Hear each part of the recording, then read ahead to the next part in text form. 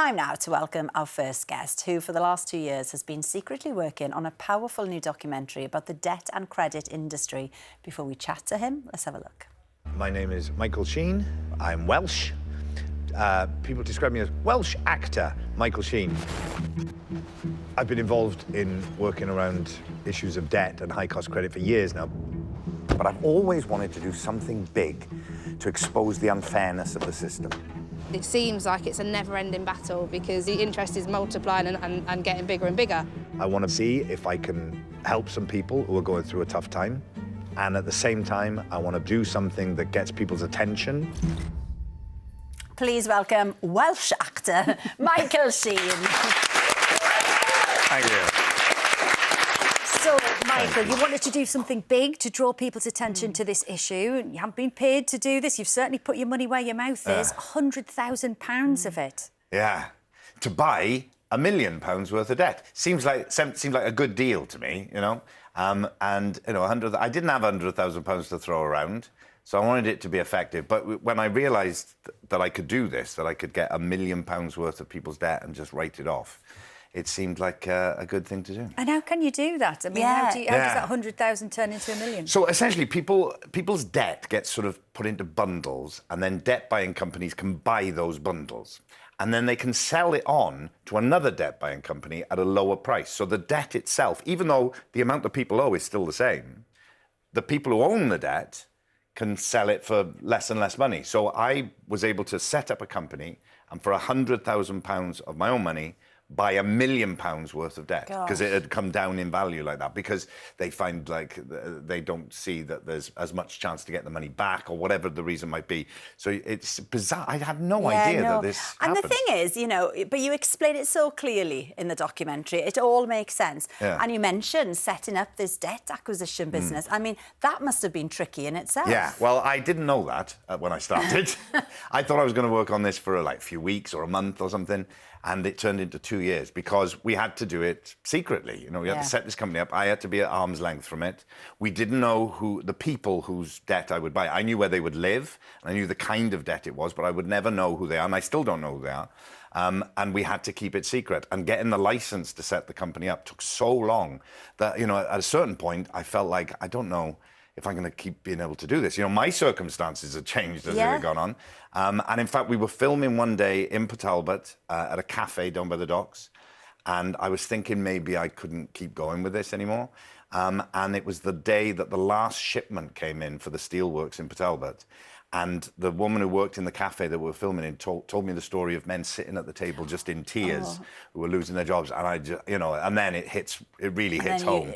I thought, well, anything I can do, yeah. Michael, you mentioned the type of debt. Now, obviously, lots of people have, you know, credit card loans, things like that, and they're able to manage that quite well. That's not the type of debt that you're talking about here. Well, I mean, you know, the shocking thing is that people have started having to use credit cards, overdrafts, to pay for basics, you know, to pay for necessities rather than luxuries or anything like that. So the debt that I was able to buy included credit card debt, overdrafts, car finance, that kind of stuff. So now, obviously, I can't know exactly in a granular way what they were spending their money on, but I know from talking to people that this is just, you know, people are going through unexpected events like you know, an illness or a washing machine breaks down or a car or even just Christmas, and you have to, you know, you need some help to get through these times. And people were getting into spirals of debt. And once you get you underwater, it's very hard to get out again. And so that's why I wanted to do this, was to draw attention to the fact that this is going on. And there is a way to change it. There are alternatives, and we need to push to try and make a difference for people. Yeah, that is the really striking thing. It's people who are working hard who are in these positions. But you've helped around 900 people in Port Talbot and the surrounding area. In the South Wales area, yeah. How does that feel? What's the reaction been like?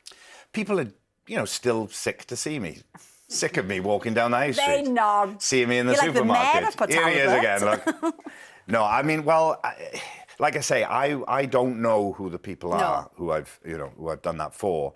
And there may be some people, because this is the problem, there's a lot of stigma around this, isn't there? You know, I spoke to a lot of people in the documentary who said, you know, we don't like talking about money in the family, and we don't like talking about it in front of the kids, and we don't like talking about it with friends. So there's a lot of stigma around it. So there may be some people out there who don't even know that that debt has been written off, because, you know, a letter comes in, you don't want to, if it's about that, you don't want to open it, you don't want. So, you know, apart from anything else, if anyone watches this film, check to see if the money has, you know, has gone, because it may be, because I don't know who you are. Oh, it's a wonderful thing to do, and hopefully will have a big impact. I hope so, yeah. You can watch Michael's Secret £1 Million giveaway next Monday, 9 o'clock on Channel 4. Time now to welcome our next guest is actor Millie Bobby Brown. Welcome back, Millie. Good to see you. Good to see you. We had a film there about the relationship between teenagers and screen time, and you very bravely posted last night on Instagram, didn't you, about some of the downsides, really, of social media. But you are very conscious, aren't you, about how you use it, how much you use it? Yeah, I think it's really important to understand and reflect on your relationship with technology, and specifically in my generation, social media, and just protecting that relationship so that you're able to maintain a life that's full of reality and present. And so, yeah. Yes. Well, yes, Millie. Lots of love coming in for you on our socials. We've got Matthew here who says, my whole family loves Stranger Things and Enola Holmes. We think you're such a talented actor. Very excited to watch your new film. Oh, thank you. And lucky for us, that's what you're here to talk about. So you've got a new film. Millie's new film sees her team up with robots for a sci-fi adventure set in an alternate version of the 1990s. Let's take a look at The Electric State. Worked with him. You know, he's full of improv. So he really keeps you on your toes. So yeah, I definitely felt it was always something new. I've always been an actor who sticks to the script. I'm very much like, you know, I love to just follow the plot and really stick to the script. But boy, does he go on a tangent. And you know, all of his jokes, all of those moments are all in the film. All of his improv has been used because it is just such gold. So he was really able to teach me how to kind of be a bit more relaxed and present, and less focused on the script, and actually more focused just in the character. So he's, yeah, really great. Michael, you did work with Chris Pratt. Funnily enough, you played a robot barman. He seems to only want to work with robots now. I had to be a robot to work with him. But yeah, to have the confidence to be able to play around like that, you know, he's so extraordinary at doing that, isn't he? He really is. Yeah. The Russo brothers directed the movie. They also directed a lot of the Marvel movies. Didn't they invite you onto set? You took your dad, who was just having the best day of his life. Yeah, well, I mean, the Russos had invited me and my dad to come to set, and we went on Avengers, I want to say Avengers Endgame. I might be wrong, though. I know they filmed them back to back. And then we walked onto set to meet the Russos, but Chris Hemsworth was filming. And when my dad met Chris Hemsworth, I've never seen him blush the way he did. He had a man crush on Chris Hemsworth. Who doesn't? Who wouldn't? Well, my dad was like, wow. And I was like, what's wrong? And he was like, he's a gorgeous man. And I was like, Dad! And I went home and I died laughing at my mum. My mum was dying laughing. And I said, you should have seen his face. He was really blushing. And what about the eras that you've been exploring? Because The Electric State, they're set in the 90s. Stranger Things set in the 80s. I mean, you weren't born until the noughties. How's it been dipping your toe in? Which era do you like the most? Oh, gosh. I love all of them. I love the 90s for the music, but I love the 80s. I love the 80s for the music, too. I love the 80s for the hair. The hair. Yeah, the hair is very big. So I like it all. I like doing stuff that I'm not really used to, and it's something I have to learn about and research about, which I know, I'm sorry, but I did have to research about the 90s, having been born in 2004. I still got texts on my phone from the 90s. I'm wearing something from the 90s right now. I'm sure I've had these shoes since then. Sorry, guys. We have to talk about Stranger Things because we've had loads of questions. You played 11 for a decade. What was it like? You wrapped in December. What was it like filming those final scenes? Incredibly emotional, saying goodbye to my favourite people, the crew, the other cast members, the directors. My family and I, you know, my family's been on this too. You know, they were as emotional as I was, just because they have followed me around, brought me to set every single day. So it was really, really emotional. Definitely a tearful day. Well, you can see Millie in the Electric State on Netflix from Friday, the 14th of March. Now, this weekend marked the beginning of Ramadan, and in just a moment, we're going to be speaking to comedian Fatiha El-Ghorri, who's the new host of the podcast Not Even Water, all about this important time in the Islamic calendar. But first, let's remind ourselves of her brilliant Live at the Apollo debut. Do you know, one time I was on a date with this guy, right? We had a coffee date and it was going well and everything, yeah? And then at the end of the date, he walked me to the bus stop to go home. And then as I was about to get on the bus, he goes, oh, look, Fatiha, we've had a good night. Do you want to get something to eat, right? So I turned around to him, I said, all right. He went into his backpack and pulled out a plastic box with food in it. Sorry, are we on a school trip? Do you have a high-vis jacket in there and all? Honestly. Oh, and Fatiha's here now! Thank you.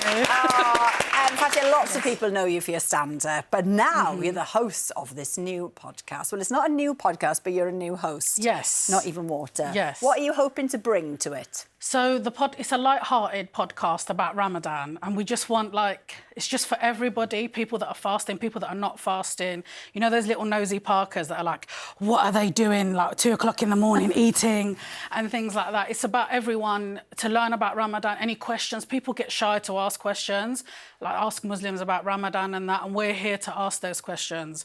And so you don't have to. Perfect. So you know, you say you're here to answer the questions maybe people are a bit nervous to ask. What kind of thing? So the one I get the most is, do you lose any weight? That's what I get. And I'm like, listen, darling, I've been doing it for over 30 years. What do you think? You know, so that kind of... Or they say things like, oh, so because we fast in the sunlight hours, so from dusk to dawn we can eat, but you can't eat in daylight hours. So people are like, oh, so do you just sleep all day? And I'm like, no, that would be vampires, not us, sorry. Yeah. So, yeah, you get... But it's OK. Like, I will rip you if you ask me those questions, but I like it. It's good. It's a knowledge exchange, isn't it? So You'll like rip the person, Yeah. but then answer. Yeah. Yeah. Okay, got it. And with a please and thank you at the end. I mean, we know that a big part of it, obviously, is fasting, but for you, Yes. it's about so much more than that, isn't Yeah, it? it is. It's so much more than about just the food. For me, I feel like it's a reset button for the mind, the body and soul. There's like a beautiful alignment that happens, and that's what I love the most about it. And I feel so in tune with myself. I feel so close to my faith. It's just a beautiful time of year. So, Fatiha, you were able to break your fast before the show called Iftar. There are lots of Iftar events happening around the UK. There was actually one at Windsor Castle on Sunday just gone. Posh. What are they like? They're so nice. By the way, I didn't get an invite, so I'll be calling the king after this. I don't know what's going on there. But they're really nice. Everyone comes together. You don't have to be Muslim. Everyone comes together. You get to take part. You get to see what we do. And there's loads of beautiful different foods as well. Because you remember, like, Islam is a faith, but within that, you've got all these different cultures. So, like, I'm North African. You've got North Africans, West Africans, Southeast Asians, South Asians. So it's all different. And they have different cultures and foods and traditions that they do during the breaking of fast. So you're always learning. It's a beautiful experience, and I would advise people to go and have a look for sure. Yeah, definitely. And listen to the podcast. It's great. Yeah, listen to the podcast. We have to talk about Taskmaster. Yeah. Now, is that like a rite of passage for comedians? And were you just thrilled when you were asked to do it? I was. It's a bucket list thing, I think, for all comedians. And I was so happy when I got it. But I gave, what's his name, Greg, a lot of trouble. He regretted asking me on that show. I made his life hell. It was fun. I loved it. Really? When's that on then? I'm not sure, but it's definitely coming out this year. We haven't got a release date yet, but it's definitely coming out this year. And obviously we're a few days into Ramadan now. How has fasting been for you? Does it change across the month? It does. At the beginning, it's really difficult because you're adjusting to a new routine. But now it's all right. Now it's the 4th day. It's going really quick, actually. I cry at the beginning because I'm like, you really want the month to come. You really want that like internal cleanse and the physical cleanse. And then towards the end, you're crying again because it's going. So it's really sad. But I'm trying to enjoy it, eating with family, friends, and doing things like this as well. Yeah, well, thrilled to have you. Fatiha's podcast, Not Even Water, is available to listen to on BBC Sounds, and you can see her in the new series of Taskmaster on Channel 4 very soon. Brilliant. Now, Michael, we have had a message. Right, oh gosh. Eva, says, huge congratulations on launching the Welsh National Theatre. Can you share anything about your plans for the new plays that you're going to be staging? Well, Yes, I can. Great. But not now. On April the 2nd, we will be doing launching what we're going to do in our first year. So not just the plays, but also other things to do with all round Wales and writers we're going to be working with in the future as well. So it'll be very exciting on April the 2nd. And you are the perfect person to do it, let's face it. Well, I try my best. April the 2nd, come back on. I would love to. Do it here. I would love to. All right. That's a grand unveiling promised. Very exciting. And I'm still Welsh, by the way. Everybody. Still Welsh. Welsh actor Michael Sheen. Yes. Absolutely noted. Have you done this one? Matthew says, my whole family loves Stranger Things. Yes, we've done that We've one. done that one. There we go, We've just got it checking. Well, my cousin Flora, huge fan of Stranger Things, as am I, but I know Flora will be very excited to see us together on this. And also, hello, Dad, who's in hospital. And I'll be feeling better. Well, we'll make sure we get a selfie with you guys afterwards. We for will. now. That's all we've got time for. Thank you very much to tonight's guests and happy Shrove Tuesday. Not too late to make some pancakes. Definitely not. Clara and I back tomorrow with Rob Brydon, Sir David Suchet and Kenny Doughty, plus Matt with Watchdog. Have a lovely evening. Good night. Bye-bye.